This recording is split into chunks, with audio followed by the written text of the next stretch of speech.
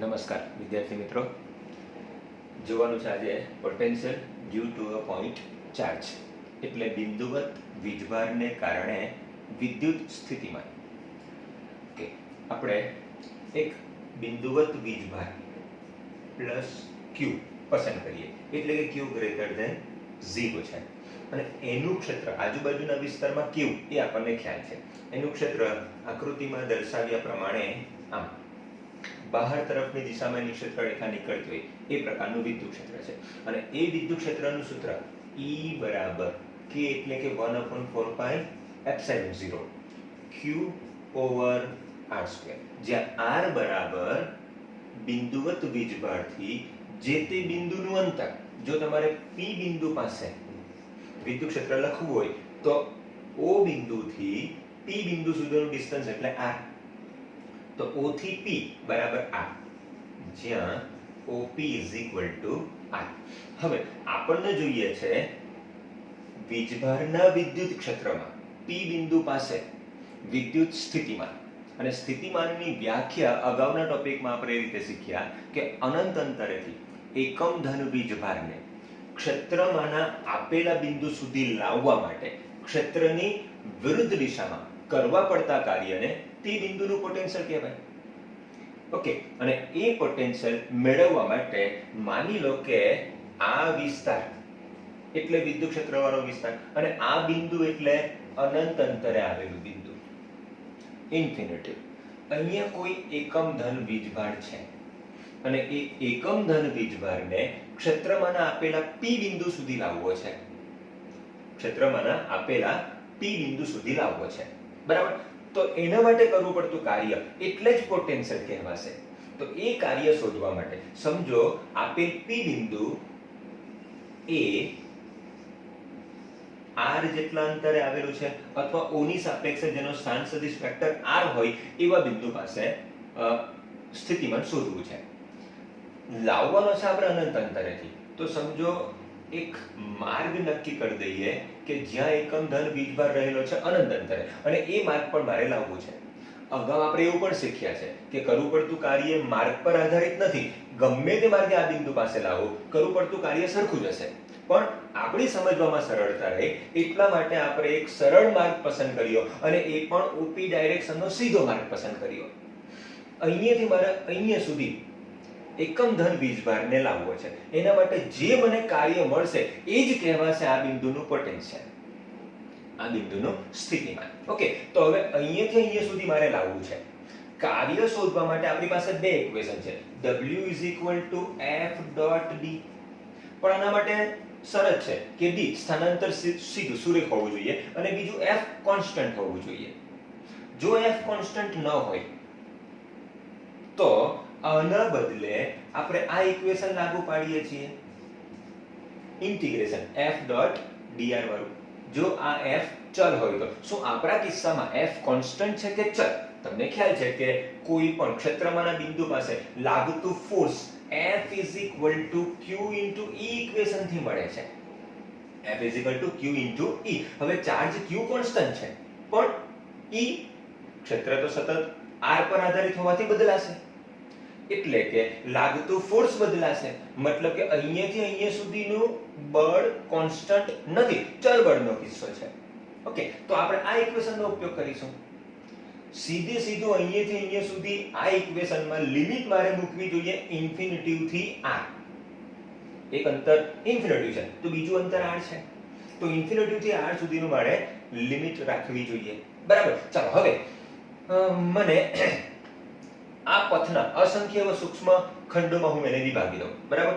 આમ કરતા કરતા અનંત સુધી મેં ખંડ બનાવી દીધા. એમાંનો એક પ્રતિનિધિ ખંડ આ, જેની લંબાઈ dr જેટલી છે અને તે અતિ સૂક્ષ્મ છે, અને એ ઉગમ બિંદુથી અથવા O બિંદુથી સમજો r' જેટલા ડિસ્ટન્સે આવેલો છે. r' જેટલા અંતરે આવેલો છે. ઓકે, તો હવે r' જો આપણા માટે ચલ હોય તો આને મારે લેવું જોઈએ dr', અને એ જે r' છે એ અનંત માટે r' ઇન્ફિનિટી અને P બિંદુ માટે r' બરાબર r. અનંત માટે r ડેશ ઇન્ફિનિટી તો p બિંદુ માટે r ડેશ બરાબર r લઈ શકશું આપણે. ઓકે, તો હવે લિમિટ બનશે dr જો ચલ હોય તો r ડેશ ની લિમિટ, અને r ડેશ ની લિમિટ છે ઇન્ફિનિટી થી r. ઓકે, હવે આ બિંદુ પાસે જ્યારે હું એકમ ધન વીજભારને લઈ આવું, એટલે કે આ બિંદુ પાસે એકમ ધન વીજભાર છે, તો એના પર લાગતું ફોર્સ જો F હોય અથવા F ડેશ હોય તો F ડેશ બરાબર K કેપિટલ Q એકમ ધન વીજભાર, એટલે K Q1 Q2 upon R square થાય ને, તો K કેપિટલ Q અને આ વીજભાર તો એકમ ધન વીજભાર છે, છેદમાં ડિસ્ટન્સ કેટલું બનશે R ડેશ સ્ક્વેર. તો F ડેશ બરાબર K Q + 1 upon R dash square. આટલું ફોર્સ લાગે છે. શું આ ફોર્સ આ ભાગ પૂરતું કોન્સ્ટન્ટ લઈ શકાય? જો આ ખંડ અતિ સૂક્ષ્મ હોય તો આટલા ભાગ પૂરતા ફોર્સને હું કોન્સ્ટન્ટ ગણી શકું. ઓકે, તો અહીંયાથી લઈને અહીંયા સુધીની ગતિ દરમિયાન ખાલી dr જેટલું સ્થાનાંતર થાય એટલા માટે બળ F કોન્સ્ટન્ટ છે, અને એ દરમિયાન થતું કાર્ય W એને હું dw લખું તો dw બરાબર F dash dot dr dash, જ્યાં F ડેશ જે ફોર્સ લાગશે એ ફોર્સ આ ધન વીજભાર આ પણ ધન વીજભાર, તો ફોર્સની ડાયરેક્શન આ તરફની હશે અને સ્થાનાંતરની ડાયરેક્શન આ તરફની હશે, કેમ કે લાવવાનું છે આપણે અનંત અંતરેથી P બિંદુ સુધી, તો dr ની દિશા આ તરફની હશે, dr ડેશ ની દિશા આ તરફની હશે. ઓકે, બરાબર જો હું લખીશ તો F dash dr dash cos pi, બે વચ્ચેનો એંગલ 180 અને cos 180 માઈનસ, તો minus F dash into dr dash, જ્યાં F ડેશ બરાબર તો આપણને ખબર છે K Q upon R dash square into dr dash બનશે. આટલું dw થશે, આ dw થશે. માત્ર ને માત્ર એક ખંડ પૂરતું કરવું પડતું કાર્ય, અને તે આગળ માઈનસ નિશાની સાથે આવશે. માઈનસ એટલા માટે કે ક્ષેત્રને કારણે બળ આ બાજુ લાગે છે ને સ્થાનાંતર આ બાજુ થાય છે. ઓકે, તો આપણે dw જેટલું કાર્ય આ નાના ખંડ માટે શોધી કાઢ્યું, પણ મને તો અનંત અંતરેથી P બિંદુ સુધીનું કાર્ય જોઈએ છે. તો એના માટે જો હું w કાર્ય લખું તો w ઇન્ટિગ્રેશન dw કરવું જોઈએ. એટલે કે બધા ખંડ પૂરતું કરવું પડતું કાર્ય dw શોધી કાઢો, અને પછી એ બધા dw નો સરવાળો કરો. સરવાળો કરવાથી સરવાળો સંકલનમાં રૂપાંતરિત થશે બે શરતને આધીન. પહેલી, ખંડ અતિ સૂક્ષ્મ હોવા જોઈએ. બીજી, ખંડ માર્ગ પર સતત પથડાયેલા હોવા જોઈએ. અને ઇન્ફિનિટી થી r સુધી ખંડ સતત પથડાયેલા છે, દરેક ખંડો સૂક્ષ્મ છે, તો જે dw નો સરવાળો થાય છે એ સરવાળો સંકલનમાં રૂપાંતરિત થાય. બરાબર ઇન્ટિગ્રેશન dw ની કિંમત અહીંથી મૂકીશું આપણે, minus k q upon r dash square into dr dash. Limit મૂકવાની હવે r ડેશ ની, તો જુઓ o થી અનંતનું અંતર r ડેશ બરાબર ઇન્ફિનિટી, એટલે પહેલું સ્થાન આપણું ઇન્ફિનિટી છે પોઝિટિવ 1 ચાર્જનું એકમ ધન વીજભારનું, અને પછી બીજું લાવવાનું છે P બિંદુ આવેલું છે r ડેશ બરાબર r અંતરે, તો મારે લખવાનું ઇન્ફિનિટી થી r બરાબર માઈનસ k q કોન્સ્ટન્ટ. જેમ જેમ ખંડ બદલાશે તેમ r ડેશ બદલાશે, તેમ r ડેશ બદલાશે. બરાબર, તો હું integration r dash raise to minus 2 dr dash infinity થી r બરાબર માઈનસ k q. ચલો r dash raise to minus 2 સંકલન કરવાનું છે, r dash raise to minus 2 plus 1 upon minus 2 plus 1, અને ઇન્ફિનિટી થી r ની લિમિટ છે. ચલો ત્યાર પછી w is equal to minus k q r dash raise to minus 1 upon minus 1, મતલબ કે માઈનસ 1 અપોન r ડેશ થવાની, અને લિમિટ છે ઇન્ફિનિટી થી r.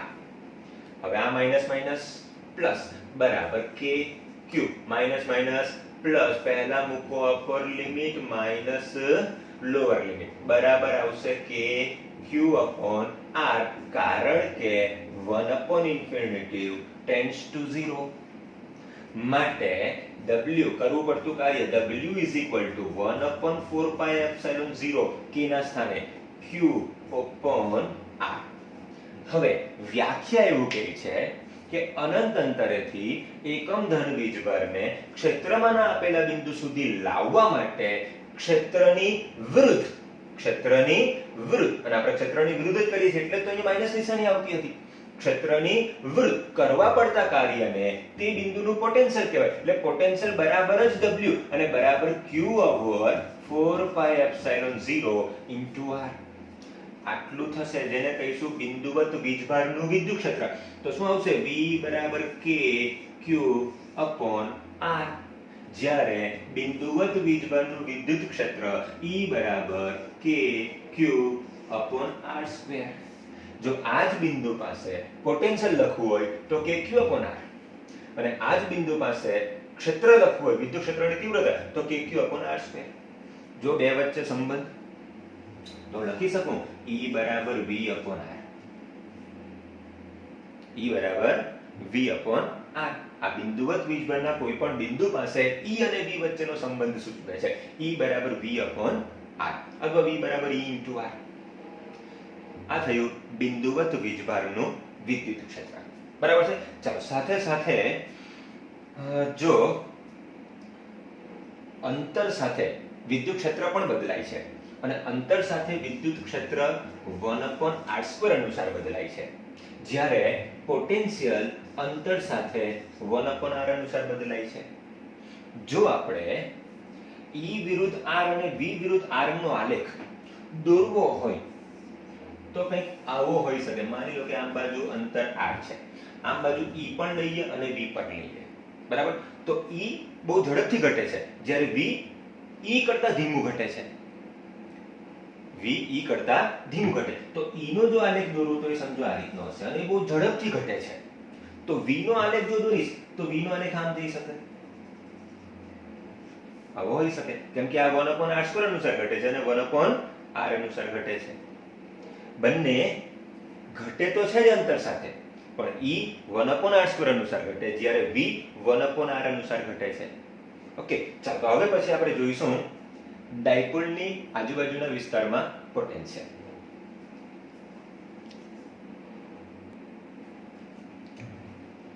Okay, potential due to an electric dipole.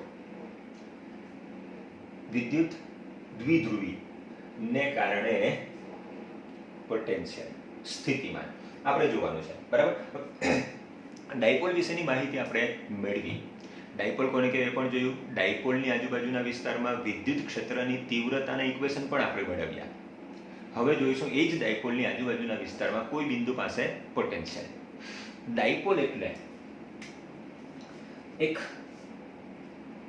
Minus Q charge અને બીજો એક plus Q charge. બંને એકબીજાથી પરિમિત અંતરે રહેલા હોય અને બે વચ્ચેનું જે પરિમિત અંતર છે એ ટ્વાઇસ a જેટલું છે. એટલે જો સેન્ટરથી પ્લસ Q નું અંતર એ હોય તો સેન્ટરથી માઇનસ Q નું અંતર પણ એ જ હોય. ઓકે, તો બે વચ્ચેનું પરિમિત અંતર ટ્વાઇસ a છે. બંને સમાન મૂલ્યના પરંતુ વિજાતીય પ્રકારના વીજભારોથી બનતું તંત્ર જેને આપણે ડાયપોલ કહીએ છીએ. એ ડાયપોલની ડાયપોલ મોમેન્ટ P બરાબર ટ્વાઇસ a into Q છે. P બરાબર ટ્વાઇસ a into Q છે. જ્યાં ટ્વાઇસ એ બે વીજભાર વચ્ચેનું અંતર અને Q બેમાંથી એકનું મૂલ્ય. હવે મેં એને વેક્ટર ફોર્મમાં લખ્યું છે. તો P ની દિશા -Q થી +Q તરફની છે. આ તરફની ડાયરેક્શન P ની દિશા છે. બરાબર? હવે આ જે ડાયપોલ છે આને કહીશું ડાયપોલની અક્ષ અને આ છે ડાયપોલની વિષુવરેખા. મને નથી અક્ષ પર કે નથી વિષુવરેખા, મને વ્યાપક ઇક્વેશન જોઈએ છે કોઈ આ બિંદુ પાસે પોટેન્શિયલ મારે શોધવું છે P બિંદુ પાસે. અને P બિંદુ O થી કંઈક R જેટલા અંતરે આવેલું છે. P બિંદુ O થી R જેટલા અંતરે આવેલું છે.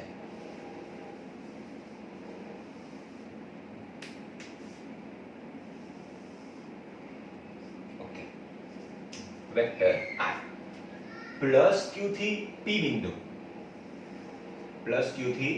બિંદુ એ R પ્લસ જેટલા અંતરે અથવા તો R1 જેટલા અંતરે આવેલું છે અને માઇનસ Q થી P બિંદુ R2 જેટલા અંતરે આવેલું છે અથવા R2 સ્થાન સદિશ વાળા બિંદુએ આવેલું છે.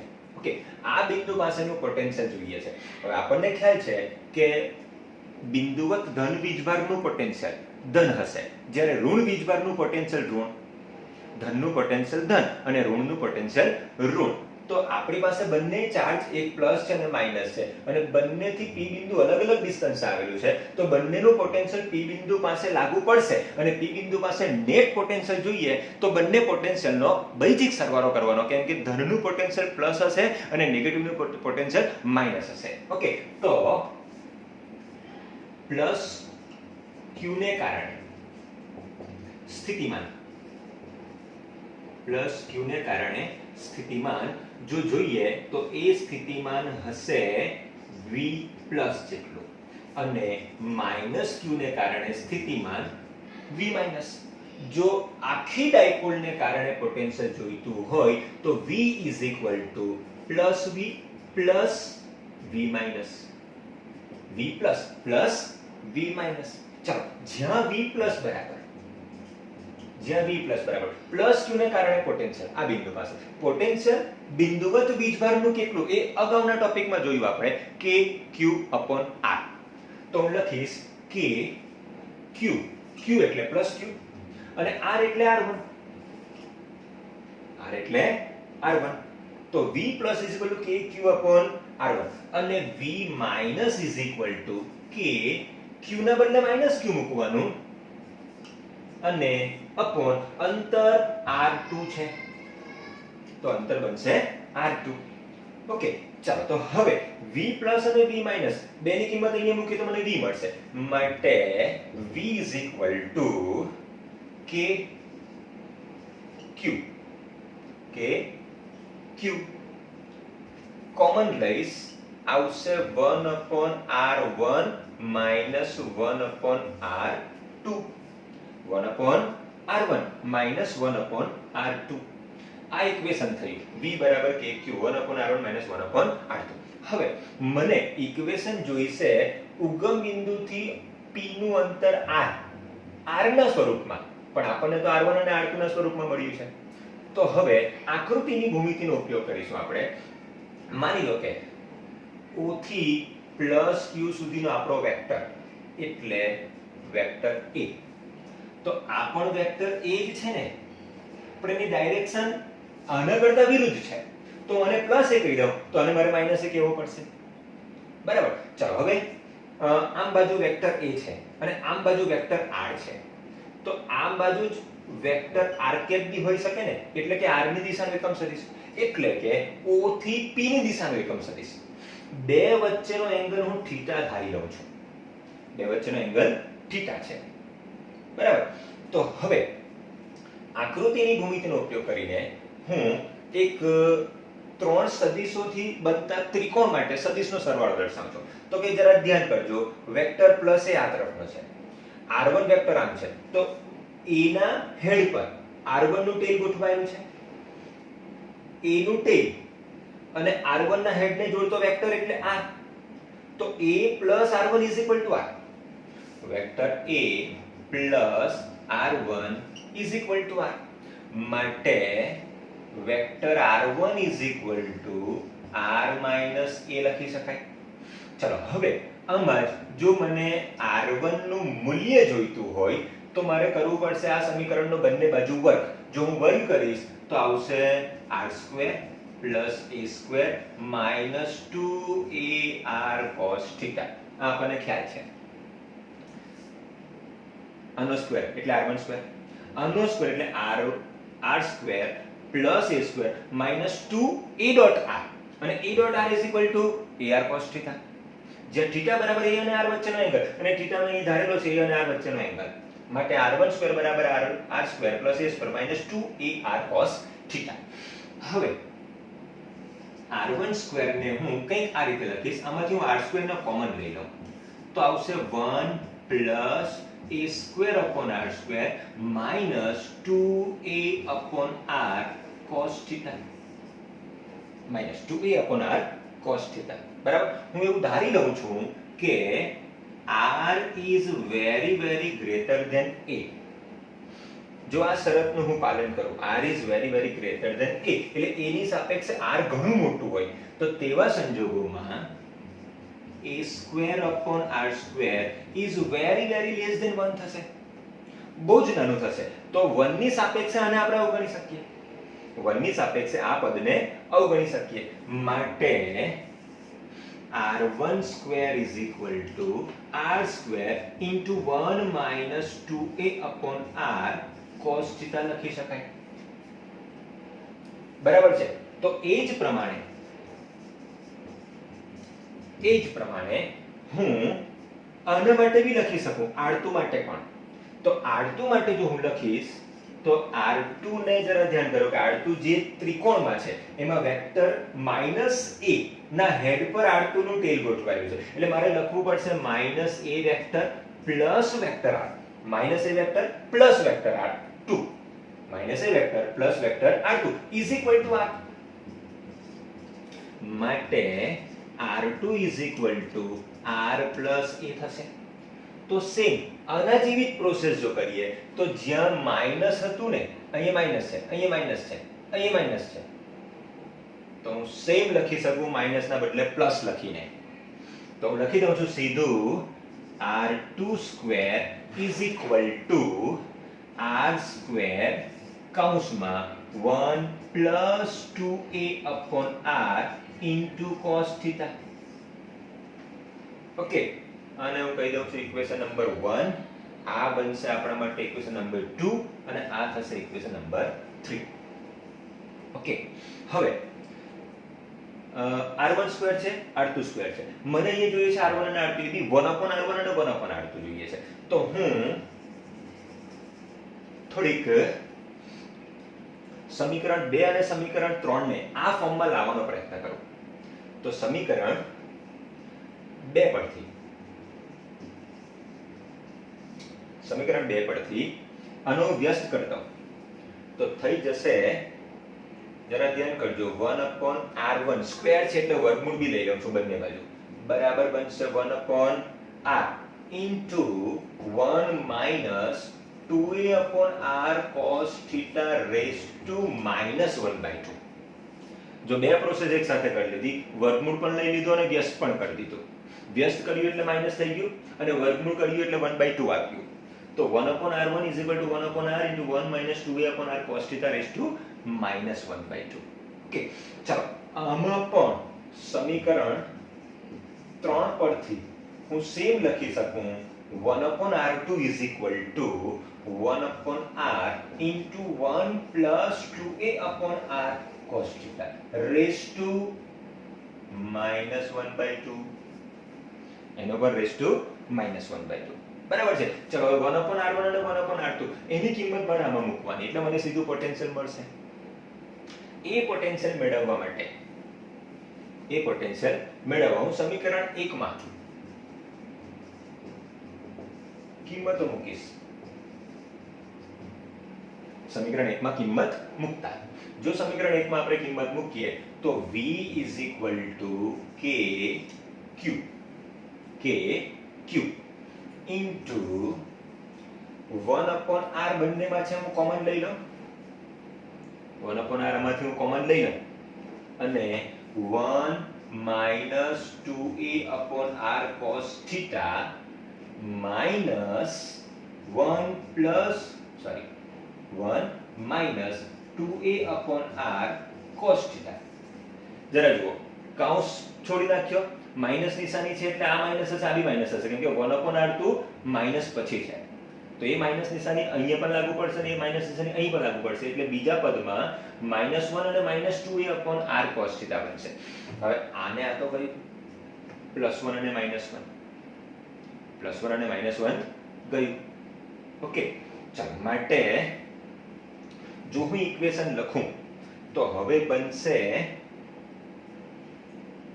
v is equal to, okay sorry, here raised to -1/2 આવશે, raised to -1/2 રહેશે ને. હા, ઓકે, સોરી, આપણે થોડું ચેન્જ કરી લઈએ. પહેલા થોડું ચેન્જ કરી લઈએ. આમાં થોડો સુધારો કરીને બાયનોમિયલ થિયરમ લાગુ પાડીએ. દ્વિપદી પ્રમેય લાગુ પાડીએ. જો દ્વિપદી પ્રમેય લાગુ પાડવાના માટે તો 1/r1 is equal to 1/r અને ખાલી આ જે કૌંસ છે એમાં એક કરતા મોટી ઘાતવાળા પદોને આપણે અવગણી દઈશું. એટલા માટે અવગણીશું કે a/r is very very less than 1 છે. a/r is very very less than 1 છે. તો તેવા સંજોગોમાં એક કરતા મોટી ઘાતવાળા પદોને આપણે અવગણી દઈશું. તો આવશે 1 માઈનસ આ માઈનસ છે એ માઈનસ આગળ આવશે બાયનોમિયલ થિયરમ માઈનસ આગળ આવશે અને 2a/r cos θ નો એક ઘાત રહેશે પ્લસ એક કરતા મોટી ઘાત વાળા પદો જેને આપણે અવગણી દઈશું. એટલે ઇક્વેશન તૈયાર થશે 1/r. જો ફરી પાછા અમે એકવાર બાયનોમિયલ થિયરમ લાગુ પાડીએ એટલે 1 - x⁻n તો બનશે 1 - nx પ્લસ x ની એક કરતા મોટી ઘાત વાળા પદો. તો આ જે n છે એ -1/2 છે. -1 આગળ આવશે અને x m ની એમ જ રહેશે. તો આવશે 1 - -1/2 into 2a/r cos θ. તો આવશે માઈનસ માઈનસ પ્લસ 2 ને 2 કેન્સલ એટલે 1 plus a/r cos θ. 1 plus a/r cos θ. એ જ પ્રમાણે 1/r2 is equal to 1/r1 plus અને આ માઈનસ આગળ આવશે બાયનોમિયલ થિયરમમાં એટલે માઈનસ નિશાની રહેશે અને 2 2 કેન્સલ થશે તો આવશે a/r cos θ. બરાબર છે. ચલો આ બંને ઇક્વેશનને 1/r1 અને 1/r2 ના ઇક્વેશનને વાપરામાં મૂકીશું. બરાબર. ચલો ત્યાં મૂકીને આપણે v ને સૂત્રને એટલે કે v મેળવી લઈશું. ઓકે. તો હવે 1/r1 અને 1/r2 ની કિંમત સમીકરણ 1 માં મૂકીએ.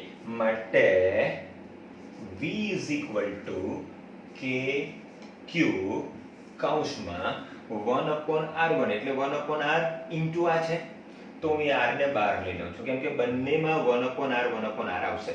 તો 1/r અંદર બચશે 1 plus a/r cos θ 1 plus a/r cos θ અને માઈનસ 1/r2 એટલે આ બનશે -1 minus minus plus a/r cos θ કે ચલો ઇઝ ઇક્વલ ટુ kq/r. હવે આ 1 અને 1 કેન્સલ થશે a/r cos θ a/r cos θ એટલે 2a/r cos θ બરાબર બનશે k twice a q/r² into cos θ. હવે twice a into q બરાબર તો vector p twice a into q બરાબર p તો હું લખી શકું k into p/r² cos θ k into p/r² cos θ. આ પોટેન્શિયલનું ઇક્વેશન બન્યું. એને હવે થોડોક સુધારો વધારો કરી લઈએ કે મારી પાસે વેક્ટર p અને r કેપ વેક્ટર p અને r કેપ વચ્ચેનો એંગલ θ છે અને એ જ θ અહીંયા cos θ માં છે. તો હું p.r કેપ આવું લખીશ. બરાબર લખી શકાશે pr cos θ. Okay pr cap cos θ. હવે r કેપ નું મૂલ્ય એ તો 1 છે તો બની જશે p cos θ. એટલે એવું લખી શકાય p.r બરાબર p નું મૂલ્ય ગુણ્યા r કેપ નું મૂલ્ય ઇન્ટુ cos θ. જેમાં θ p અને r કેપ વચ્ચેનો એંગલ તો એ તો આપણને ખબર જ છે. p નું મૂલ્ય p r કેપ એકમ સદિશ છે. એકમ સદિશનું મૂલ્ય 1 ઇન્ટુ cos θ. તો p cos θ બરાબર p.r કેપ થાય. તો અહીં p cos θ છે આપણી પાસે તો એને લખીશ k into p.r cap upon r² અથવા 1/4 pi epsilon 0 p vector dot r cap upon r². આ થઈ ગયું પોટેન્શિયલનું ઇક્વેશન. જરા ધ્યાનથી જુઓ આ સમીકરણને કે v આધાર રાખે છે p અને અંતર r પર જ્યાં p એ ડાયપોલની ડાયપોલ મોમેન્ટ છે. p એ ડાયપોલની ડાયપોલ મોમેન્ટ છે અને ડાયપોલ મોમેન્ટ p અને r કેપ વચ્ચેનો એંગલ θ છે. તો સ્વાભાવિક છે કે જો આ બિંદુ પાસે પોટેન્શિયલ આટલું હોય તો આ બિંદુ પાસે પોટેન્શિયલ થોડુંક ઉપર પોટેન્શિયલ શું આટલું જ હશે? મૂલ્ય સરખું હશે? ના, p નથી બદલાતું. r માની લો કે આ અંતર r અને આ અંતર r બી સરખું જ છે. ધારી લો કે બીજું એક r અંતરે આવેલું બિંદુ આ છે p'. p' બિંદુનું ડિસ્ટન્સ પણ r જ છે. ઓકે તો p અને p' નું ડિસ્ટન્સ સરખું. ડાયપોલની ડાયપોલ મોમેન્ટ સરખી, કેમ કે બિંદુ ચેન્જ થાય છે, ડાયપોલ થોડી ચેન્જ થાય છે, એટલે P કોન્સ્ટન્ટ, R કોન્સ્ટન્ટ, તો પોટેન્શિયલ કોન્સ્ટન્ટ હોવું જોઈએ. પણ આપણને ખ્યાલ છે કે પોટેન્શિયલ માત્ર P અને R પર આધાર નથી રાખતું. પોટેન્શિયલ આધાર રાખે છે P અને R વચ્ચેના એંગલ થીટા પર પણ. તો અહીંયા તમે જુઓ તો થીટા આટલો હતો, એના બદલે હવે થીટા આટલો જ થશે. પહેલા થીટા મોટો હતો અહીંયા સુધીનો, અને હવે થીટા નાનો થઈ ગયો, બરાબર. એટલે જેમ ભલે R નથી બદલાતું, ભલે P નથી બદલાતું, પણ બિંદુ બદલાવાથી, ખૂણો બદલાતો હોવાથી પોટેન્શિયલ ચેન્જ થશે. ઓકે, બીજી એક વાત કે આ જેમ P બિંદુ છે એવું P બિંદુ અહીંયા પણ હશે. સેમ અહીંયા બિંદુ હશે. અહીંયા જો એંગલ થીટા હોય તો આ એંગલ બી થીટા જ હશે. એટલે કે થીટા ન બદલાય એવી રીતે આ અંતરે રહેલા બધા બિંદુઓને તમે લેશો તો આમ આખું એક શંકુ બનશે. એ શંકુની ધાર પર બધે પોટેન્શિયલનું મૂલ્ય સરખું, અને પોટેન્શિયલ તો અદિશ છે, તો ખાલી એનું મૂલ્ય ધ્યાનમાં લેવાશે. બધે મૂલ્ય સરખું. કેમ? કેમ કે નથી એંગલ બદલાતો, નથી P બદલાતું કે નથી R બદલાતું, તો V સરખું. તો V ક્યાં બધે સરખું? માની લો કે અહીંયા V સરખું, તો અહીંયા પણ V સરખું, અહીં પણ V સરખું. સરળ કે આ બંને વચ્ચેનો એંગલ થીટા ચેન્જ થવો જોઈએ નહીં. જો થીટા ન બદલાય તો P નથી બદલાતું, R નથી બદલાતું, તો V પણ બદલાશે નહીં. હવે કેટલાક કિસ્સાઓની ચર્ચા આપણે કરી શકીએ. માની લો કે P બિંદુને હું અક્ષ પર લઈ લઉં અહીંયા, તો વેક્ટર R આમ બની જશે, અને વેક્ટર આમ R જો બનશે તો θ બરાબર 0 થશે. θ બરાબર 0 અને cos 0 1, તો પોટેન્શિયલ કેટલું બનશે? તો કે V બરાબર kP upon r². V બરાબર kP upon r². હવે અક્ષ તો આમ નીચેથી આવશે જ ને. અક્ષ પરના આ બિંદુની આપણે વાત કરીએ, નીચે તરફના બિંદુની વાત કરીએ તો A અને R વચ્ચેનો એંગલ 180 બનશે. તો ત્યાં θ બનશે 180 પાઈ, અને cos પાઈ -1, તો V બરાબર -kP upon r² થશે. એનો અર્થ એવો થાય કે O થી ઉપર તરફ પોટેન્શિયલ ધન અને O થી નીચે તરફ પોટેન્શિયલ ઋણ. જરા ધ્યાન કરો, O થી ઉપર તરફ +q છે, તો +q ની આ બિંદુ પાસે અસરકારકતા -q કરતા વધારે હશે. કેમ? કેમ કે પોટેન્શિયલ તો આધાર રાખે છે kq upon r પર. kq upon r પર બિંદુવત વીજભારનું પોટેન્શિયલ કેટલું છે? તો kq upon r. જેમાં r ઓછું એનું v વધારે, જેમાં r વધારે એનું v ઓછું, તો ધન વધારે અને ઋણ ઓછું, તો જવાબ આવશે ધન. મતલબ કે O થી ઉપર બધે પ્લસ અને O થી નીચે માઈનસ. કે હવે જરા ધ્યાન કરજો, હું આ વિષુવ રેખા પર લંબ દ્વિભાજક પર વાત કરું. જો લંબ દ્વિભાજક પર બિંદુ R લઈ લઉં તો R અને A વચ્ચેનો એંગલ 90 બનશે. જો θ 90 હોય, જો θ 90 હોય એટલે કે π/2 રેડિયન હોય, તો V બરાબર kP upon r² into cos 90, અને cos 90 0. એનો અર્થ એવો થાય કે અહીંયા પોટેન્શિયલ 0, તો અહીંયા પણ પોટેન્શિયલ 0, અહીં પણ પોટેન્શિયલ 0, અહીંયા પણ પોટેન્શિયલ 0. કેમ પોટેન્શિયલ 0? તો કે સમમિતિના આધારે કહી શકીએ +q થી આ ડિસ્ટન્સ, -q થી આ ડિસ્ટન્સ સરખું. મતલબ કે kq upon r પ્લસનું અને kq upon r માઈનસનું બંને સરખા. બંને સરખા, અને જો બંને સરખા હોય તો પ્લસ જેટલા મૂલ્યનું એટલા જ માઈનસ મૂલ્યનું છે, તો બંનેનો સરવાળો 0 બનશે. એવું આ તરફ પણ તમે વિચારી લો, અહીંયા પણ બધે 0 છે. મતલબ કે ડાયપોલની વિષુવ રેખા પર અથવા વિષુવ સમતલ પર બધે જ પોટેન્શિયલ 0, અને અક્ષ પર પોટેન્શિયલ ધન તરફ ધન હશે, ઋણ તરફ ઋણ હશે. કેટલું? તો કે ઉગમ બિંદુથી અંતર r જેટલું હશે એના સૂત્ર અનુસાર V બરાબર kP upon r² પ્રમાણે હશે. આમ બાજુ બી r આવશે, આમ બાજુ પણ r આવશે. જો ઉપર તરફ હોય તો ધન પોટેન્શિયલ, નીચે તરફ હોય તો ઋણ પોટેન્શિયલ. બરાબર છે? તો આ થઈ આપણી પોટેન્શિયલની ચર્ચા. Okay, thank you.